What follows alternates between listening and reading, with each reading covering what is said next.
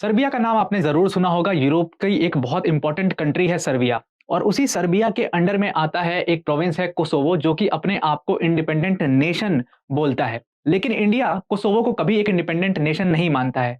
ना सिर्फ India, Russia और चाइना जैसी बड़ी कंट्रीज भी कोसोवो को एज एन इंडिपेंडेंट नेशन नहीं मानती हैं। वहीं पर दूसरी तरफ यूएसए और यूरोपियन यूनियन की मोस्टली इंपॉर्टेंट कंट्रीज कोसोवो को एक इंडिपेंडेंट नेशन मानती हैं। और ये जो सर्बिया और कोसोवो का पूरा कॉन्फ्लिक्ट है, ये बहुत साल से हमारे सामने चला आता है। अभी 6-7 महीने पहले की बात है, हमारी जो प्रेसिडेंट हैं द्रौपदी मुर्मू जी, वो विजिट किया था उन्होंने सर्बिया में। तो ये एक इंपॉर्टेंट पॉइंट हो जाता है, एक इंपॉर्टेंट प्लेस हो जाता है, और यहाँ के जो कॉन्फ्लिक्ट्स हैं उसको समझने की हम आज कोशिश करते हैं। तो इस वीडियो में हम क्या समझने वाले हैं, पहली चीज तो हम सर्बिया और जो कोसोवो का पूरा कॉन्फ्लिक्ट है उसको समझने की कोशिश करेंगे। प्लस उसके साथ साथ थोड़ा सा उसको समझने के लिए हमें यूगोस्लाविया वाला पूरा एम्पायर भी समझना होगा, तो उसको भी समझेंगे।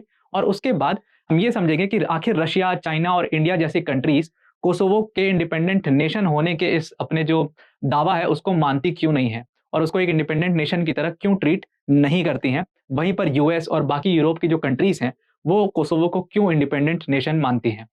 So but before starting the video, एक बहुत बड़ी अनाउंसमेंट है दी आईएसएफ टीम की तरफ से, दैट दी आईएसएफ टीम ने अपना अचीवर्स बैच लॉन्च कर दिया है।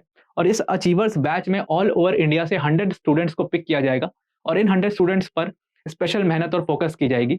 एक स्कॉलरशिप टेस्ट के बेसिस पर इन 100 स्टूडेंट्स को पिक किया जाएगा, और जो ये 100 स्टूडेंट्स होंगे इनको 60% तक का स्कॉलरशिप भी दिया जाएगा। जो भी बच्चे ये बैच ज्वाइन करना चाहते हैं या इस बैच के बारे में ज़्यादा जानकारी चाहते हैं, वो डिस्क्रिप्शन में एक लिंक दिया है, उस पर जाके अपना फॉर्म फिल कर सकते हैं। दी आईएसएफ टीम आपको रीच आउट कर लेगी। अब पूरा सर्बिया और कोसोवो के कॉन्फ्लिक्ट को समझने की कोशिश अगर करें, तो पहले तो आप सर्बिया का ये मैप देखो। ये जो हाइलाइटेड पार्ट है ये पूरा हमारा सर्बिया है, और जो सर्बिया के अंडर में ये ग्रे वाला पार्ट दिख रहा है आपको, ये कोसोवो का प्रोविंस है, जिसको कोसोवो और बहुत सी यूरोप की कंट्रीज एक इंडिपेंडेंट नेशन मानती हैं। ये कोसोवो और सर्बिया की अगर आप नेबरिंग कंट्रीज देखोगे, तो नेबरिंग कंट्रीज ध्यान से देख लेना, बिकॉज आगे ये काफी काम आने वाला है। Croatia, Hungary, Bosnia, Montenegro, Romania, Bulgaria, ये सारी सर्बिया की नेबरिंग कंट्रीज हैं। अब अगर सर्बिया और कोसोवो का पूरा कॉन्फ्लिक्ट अगर हमें समझना है ना, तो पहले हमें यूगोस्लाविया का पूरा एम्पायर समझना पड़ेगा, बिकॉज ये सारी कंट्रीज पहले यूगोस्लाविया के अंडर में आती थी। अब अगर यूगोस्लाविया का मैं आपको मैप दिखाऊं, तो ये येलो में हाईलाइटेड पार्ट जो आपको दिख रहा है अपने स्क्रीन पे, ये यूगोस्लाविया अंपायर हुआ करता था, जो कि 1991 से कमजोर होना शुरू हुआ और उसके बाद में डिसइंटीग्रेट हो गया। लेकिन ये मैप जो है ये 1991 का है, जब यूगोस्लाविया अपने आप में एक पूरा एम्पायर हुआ करता था, काफी स्ट्रॉन्ग एम्पायर था। इसके बारे में एक अलग वीडियो बनाएंगे हम, कि यूगोस्लाविया एम्पायर कैसे बना और उसमें क्या क्या होता था, क्या क्या चीज थे, कौन कौन लीडर्स थे। वो एक अलग कहानी है पूरी, मैं उसके में डिटेल में नहीं जाऊंगा। बट अगर आपको सर्बिया और कोसोवो का कॉन्फ्लिक्ट समझना है, तो आपको यूगोस्लाविया को थोड़ा सा समझना होगा। और जैसी कंट्रीज हैं Slovenia, Croatia, Bosnia, Montenegro, Serbia, Macedonia, ठीक है, ये सारी जो कंट्रीज हैं ये सब यूगोस्लाविया एम्पायर का पार्ट हुआ करती थी। लेकिन फाइनली जब यूगोस्लाविया एम्पायर जो है वो डिसइंटीग्रेट हुआ, तब जाके ये पूरा सर्बिया कोसोवो का जो कॉन्फ्लिक्ट है वो दुनिया के सामने आया। तो अगर सर्बिया कोसोवो को समझना है, तो पहले हम समझते हैं कि आखिर यूगोस्लाविया का जो एम्पायर था वो डिसइंटीग्रेट क्यों हो गया था। अब देखो, यूगोस्लाविया का जो एम्पायर था वो लेट 1980s में कमजोर होना शुरू हो गया, और उसके कमजोर होने के कई सारे कारण थे। देखो, पहला कारण था एथनिसिटी का। अब देखो क्या था ना, यूगोस्लाविया में कई सारी कंट्रीज को मिला करके यूगोस्लाविया बना था। जैसे यूएसएसआर को देखोगे आप, तो कई सारी कंट्रीज को बना मिला करके यूएसएसआर बना था। जब वो डिसइंटीग्रेट हुआ तो अलग अलग कंट्रीज उसमें से निकली। अब एथनिक डिफरेंस, कल्चरल डिफरेंस वहां पर बहुत सारे थे। मैंने आपको दिखाया कि सर्बिया अलग नेशन था, क्रोएशिया अलग नेशन था, बोस्निया अलग नेशन था, मैसिडोनिया अलग नेशन था। इन सारे नेशंस को मिला करके आप एक यूगोस्लाविया एम्पायर बना रहे हो। तो वहां पर जो एथनिक अलग अलग एथनिसिटी के लोग रहते थे, जैसे सर्ब्स रहते थे जो कि सर्बिया से आते थे, क्रोट्स रहते थे, फिर स्लोवेन्स रहते थे जो कि स्लोवेनिया के लोग थे, मैसिडोनियंस रहते थे, और भी एसेक्ट्रा एसेक्ट्रा बहुत सारे एथनिसिटी के लोग रहते थे। तो अब जब डिफरेंट एथनिसिटी के लोग एक एम्पायर के अंडर में रहेंगे, तो वहां पर दिक्कत ये थी कि इन लोगों में आपस में हमेशा क्लैश होते थे। आखिर रिलीजन को लेके क्लैश होते थे, आपस में कल्चर को लेके क्लैश होते थे, आपस में ट्रेडिशंस को लेकर के क्लैश होते थे। तो ऐसे क्लैशेस हमेशा छुटपुट क्लैशेस बने रहते थे इस पूरे यूगोस्लाविया एम्पायर के अंदर में। अब दूसरा जो सबसे मेन इंपॉर्टेंट कारण है डिसइंटीग्रेट होने का यूगोस्लाविया का, that was the death of its leader. उनके जो लीडर थे जोसेफ टीटो। अब अगर आप जोसेफ टीटो को देखोगे, तो जोसेफ टीटो बहुत बड़े लीडर थे यूगोस्लाविया के। ये थे जोसेफ टीटो। और जो आप देखते हो ना कि रशिया में जो स्टेचर स्टालिन का था, वही स्टेचर यूगोस्लाविया के एम्पायर में जोसेफ टीटो का था। Joseph टीटो was one of the most influential leaders of Yugoslavia, और इन्होंने इतना सेंट्रलाइज सिस्टम बना रखा था कि जब तक ये जिंदा थे तब तक यूगोस्लाविया के एम्पायर इतना स्ट्रांग हुआ करता था कि कोई उसको टच तक नहीं कर पाया। सेकेंड वर्ल्ड वॉर में यूगोस्लाविया पे पहली बार हमला हुआ था, जब सेकेंड वर्ल्ड वॉर में एक्सिस फोर्सेस ने बहुत सारी बॉम्बिंग की थी और वहां से बहुत सारा जो हिस्सा था वो लेकर के मिला दिया था अपने एरिया में।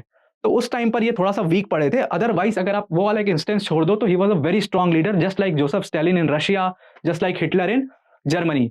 तो उस स्टेचर का लीडर थे ये, और इनके रहने में सिस्टम बहुत सेंट्रलाइज था और इसीलिए सारी कंट्रीज मिलकर रह रही थी आपस में। हालांकि उनमें बहुत सारे एथनिक कॉन्फ्लिक्ट्स थे, बट जैसे इनकी डेथ हुई, इनका जो पूरा एम्पायर था यूगोस्लाविया का वो बहुत वीक होना शुरू हो चुका, और क्योंकि इतनी एथनिक प्रॉब्लम्स थी उनकी, जो कि फाइनली फिर उनमें से कंट्रीज टूटना शुरू हो गई। तो ये जो टूटने की कड़ी में आप देखोगे, सबसे पहले जो हुआ वो शुरू हुआ 1991 में। अब 1991 में क्या हुआ, स्लोवेनिया ने सबसे पहले जो है वहां पर अपनी मुहिम छेड़ी कि हमें एक इंडिपेंडेंट राष्ट्र चाहिए, हमारे जो कल्चर है, हमारी एथनिसिटी है वो अलग है, हम अपने लिए एक अलग राष्ट्र चाहते हैं। और इसीलिए 1991 में स्लोवेनिया ने एक पूरी लड़ाई लड़ी। स्लोवेनिया की जो आर्मी थी, रिबेल आर्मी कहते थे उसको, उसने यूगोस्लाव आर्मी को हरा दिया। और वहां से फिर एक स्लोवेनिया जब इंडिपेंडेंट नेशन की तरह दुनिया के सामने आया, तो बाकी जो कंट्रीज यूगोस्लाविया एम्पायर के अंडर में आती थी उन सबों को लगने लगा कि अब हम भी जो है अब इंडिपेंडेंट हो सकते हैं। यूगोस्लाविया बहुत स्ट्रॉन्ग एम्पायर बचा नहीं, क्योंकि ऑलरेडी जोसेफ टीटो की डेथ के बाद एक पावर वैक्यूम वहां पर क्रिएट हो गया था। और उस पावर वैक्यूम को पूरी दुनिया में किसी ने भी, कोई भी लीडर जो लोग बाद में आए, वो कभी उस पावर वैक्यूम को फिल नहीं कर पाए। कोई एक ऐसा फिगर नहीं बन पाया जो कि चला पाए इतने बड़े यूगोस्लाविया के एम्पायर को। तो इसीलिए जब स्लोवेनिया टूटी, उसकी कड़ी में कई सारी कंट्रीज और इंडिपेंडेंट हो गई। अब क्या हुआ कि उसी कड़ी में 2006 में आप देखोगे कि 2006 में सर्बिया ने भी खुद को इंडिपेंडेंट घोषित कर दिया। अब सर्बिया 2006 में इंडिपेंडेंट हो गया, और जिस तरीके से इंडिया में जो स्टेचर महात्मा गांधी का है, जिस तरीके से महात्मा गांधी और पाकिस्तान में मोहम्मद अली जिन्ना का स्टेचर है, उसी तरीके से सर्बिया में जो स्टेचर था वो एक बहुत बड़े नेशनलिस्ट लीडर हुआ करते थे उनके, जिनका नाम था मिलोसेविक। मिलोसेविक जो थे वो बहुत बड़े लीडर थे सर्बिया के, और उन्होंने लोगों के अंदर में नेशनल आइडेंटिटी का एक कॉन्सेप्ट बनाया था कि हमारी आइडेंटिटी अलग है, हम सर्ब्स हैं, हम काफ़ी स्ट्रांग हैं, हम बहुत अच्छी रेस हैं, हम क्यों यूगोस्लाविया के साथ मिलकर करें, हमें अपना अलग राष्ट्र बनाना चाहिए, अपना अलग देश बनाना चाहिए, और अपने देश के प्राइम मिनिस्टर मुझे बनाना चाहिए, और अपनी लैंग्वेज अलग होनी चाहिए, अपने कल्चर ट्रेडिशन सब कुछ अलग होने चाहिए, एक अलग हमारी पहचान होनी चाहिए दुनिया में, हम यूगोस्लाविया के एम्पायर के अंडर में क्यों रहें। तो फाइनली 2006 में मिलोसेविक के अंडर में एक पूरा रिवॉल्यूशन खड़ा होता है, और वहां से जाकर के यूगोस्लाविया से इंडिपेंडेंट हो जाता है सर्बिया, और एक इंडिपेंडेंट नेशन की तरह आज हम इसको यूरोप में देखते हैं। ये सर्बिया की हिस्टोरिकल बैकग्राउंड था। लेकिन अब सर्बिया का हिस्टोरिकल बैकग्राउंड तो हमने समझ लिया, अब हमें समझना है कि कोसोवो और सर्बिया का जो कॉन्फ्लिक्ट है वो कहां से शुरू होता है। देखो, जैसे कि मैंने आपको बताया कि यूगोस्लाविया जो अंपायर था उसमें बहुत सारा एथनिक कॉन्फ्लिक्ट था, और वही एथनिक कॉन्फ्लिक्ट सर्बिया के अंडर में भी था। अब देखो, सर्बिया में जो सर्बिया एज अ कंट्री में जो मोस्टली पॉपुलेशन थी सर्ब्स थी, और सर्ब्स जो कि मोस्टली क्रिश्चियंस थे या क्रिश्चियनिटी को फॉलो करते थे।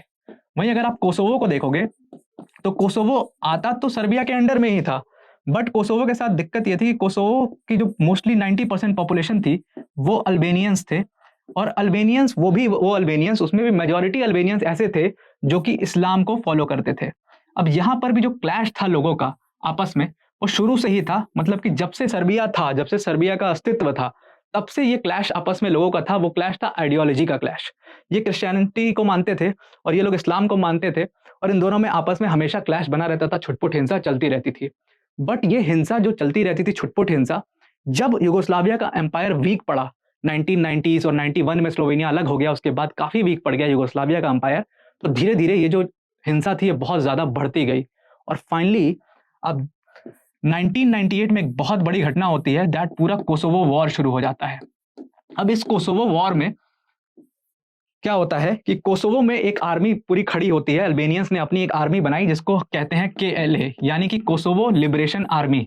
और KLA की जो लड़ाई थी वो सर्ब से शुरू होती है, यानी कि सर्बिया से शुरू होती है।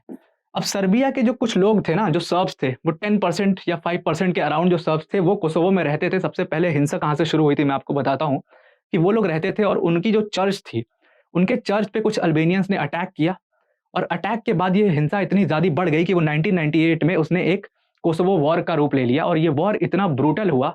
और इस समय जो मिलोसेविक सर्बिया के लीडर थे, कहा जाता है कि उन्होंने 40-50 हज़ार अल्बेनियंस को मरवा दिया था वहाँ पर। हालाँकि इसकी कहानी अलग है।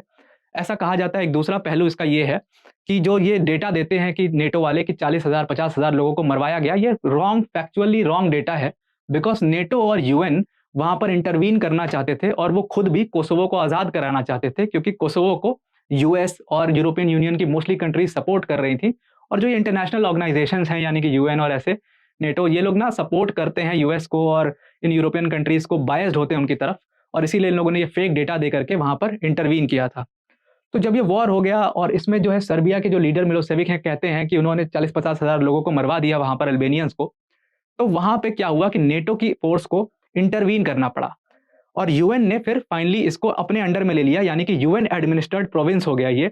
तो था तो ये युगोस्लाविया के अंदर में ही, और ये मैप में आपको समझ में आता होगा, था तो ये युगोस्लाविया के अंदर में ही, बट यहाँ पर आपको एक एस्टेरिक साइन दिख रहा होगा, ठीक है? वोइवोडिना और कोसोवो दोनों प्रोविंस में आपको एस्टेरिक साइन तो दिख रहा है। इसका मतलब ये था कि थे ये युगोस्लाविया के अंडर में, बट ये ऑटोनॉमस प्रोविंस थे, पूरी ऑटोनॉमी थी इनके पास, अपनी एकदम अपनी कंट्री के हिसाब से ये रन कर रहे थे, एक कंट्री के तरीके से अपने नेशन को, क्योंकि यहाँ पर यूएन ने इंटरवीन कर दिया था और यूएन लगातार, नेटो की फोर्सेस जो थी वो लगातार इसको सर्बिया से बचा रही थी। अब 2006 में जैसे ही सर्बिया एक अलग नेशन बनता है, कोसोवो उसके अंदर में ही था। तो कोसोवो जो है वहां पर कॉन्फ्लिक्ट शुरू हुए कि हम सर्बिया के साथ तो नहीं रहेंगे, बिकॉज सर्बिया से शुरू से इनके एथनिक कॉन्फ्लिक्ट थे, कल्चरल कॉन्फ्लिक्ट थे, और इसीलिए इसी कॉन्फ्लिक्ट को लेकर के, ये अल्बेनियंस और सर्ब्स के बीच के कॉन्फ्लिक्ट को लेकर के इनकी कई बार झड़प हुई।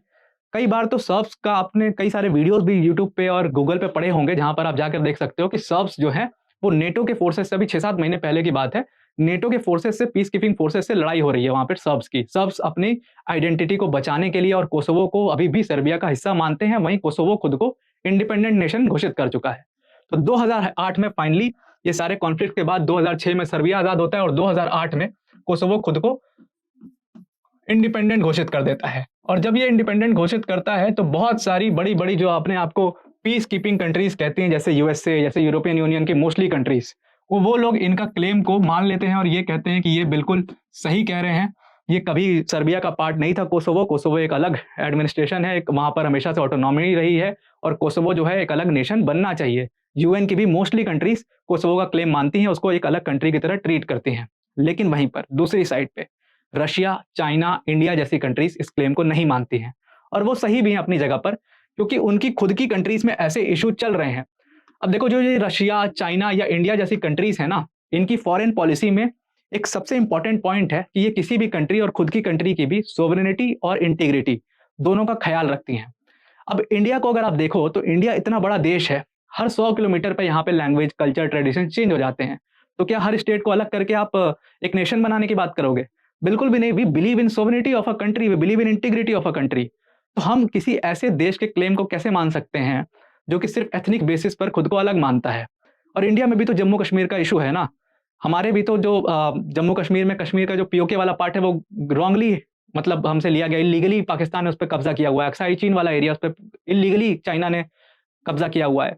तो हम खुद भुगत भोगी हैं उस चीज के, तो हम कैसे कोसोवो के क्लेम को मान सकते हैं? दूसरी चीज, रशिया की बात करो तो रशिया भी सेम पॉइंट पे खड़ा है। इसका नाम है रिपब्लिक ऑफ चेचन्या, और चेचन्या में जो लीडर हैं वो तो आखिर रशिया के बैठाए हुए ही लीडर हैं, वो रशिया एडमिनिस्ट्रेड लीडर ही है, रशिया ही एडमिनिस्टर करता है। लेकिन यहाँ पर भी जो एथनिक क्लैश है उसकी वजह से ये खुद को इंडिपेंडेंट मानता है। तो रशिया भी उसी बीमारी से ग्रस्त है जिस बीमारी से हम ग्रस्त हैं।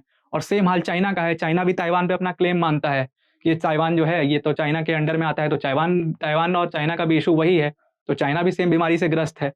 तो इस वजह से ये सारी कंट्रीज कोसोवो के क्लेम को नहीं मानती हैं, और यही पूरा कोसोवो और सर्बिया के बीच का कॉन्फ्लिक्ट है, और इसमें हमेशा कुछ ना कुछ चलता रहता है। इसलिए ये एग्जाम पॉइंट ऑफ व्यू से काफी इंपॉर्टेंट हो जाता है।